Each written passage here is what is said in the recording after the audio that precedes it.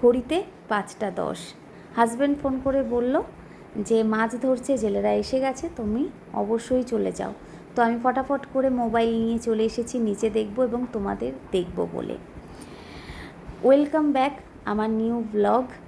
আমাদের channel the families moment and memories চ্যানেলে তোমাদের স্বাগত। যদি ভিডিওগুলো ভালো থাকে অবশ্যই লাইক এবং সাবস্ক্রাইব করে দিও। তো জেলেরা ভেবেছিল যে অল্প মাছ হবে, তো 2টো হাঁড়ি এনেছে, বাট 2টো হাঁড়িতে কিন্তু হয়নি। এরপরে সিমেন্টের বস্তাও নিয়েছে। তারপরে জেলেরা বললেন আরও 3 হাঁড়ি মতো মাছ রয়েছে পুকুরে, তো আরও একদিন আসতে হবে। তো জেলেরা মাছ ধরছে, দেখতে পাচ্ছ কত রকমের মাছ রয়েছে। রূপচাঁদা মাছ রয়েছে, এখানে রুই মাছ, কাতলা মাছ, তেলাপিয়া মাছ রয়েছে।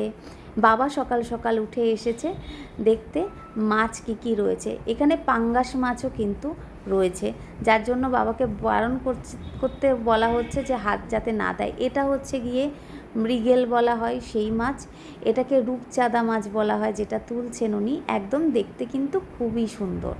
এবং মাছগুলো দেখছো এখানে রুই মাছগুলো পড়ে রয়েছে, লাফ দিয়ে দিয়ে পড়ছে।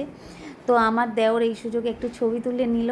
দেখো 2 হাঁড়ি মাছ হয়ে গেছে এবং এরপরে বস্তাগুলোতে ভরছে, যাতে এই মাছগুলো নিয়ে খুব সহজে যাওয়া যায়, কারণ আর মাছ ধরতে পারছে না, আর জায়গা নেই সেই কারণে। তো জেলেরা বারবার বলছে তাড়াতাড়ি করুন, মাছ না হলে আড়তে নিয়ে যেতে দেরি হবে। তো ওনাদের যতটুকুনি জায়গা ছিল সেই জায়গায় মাছ ভরে নিয়ে এবার আড়তের উদ্দেশ্যে যাওয়া হচ্ছে।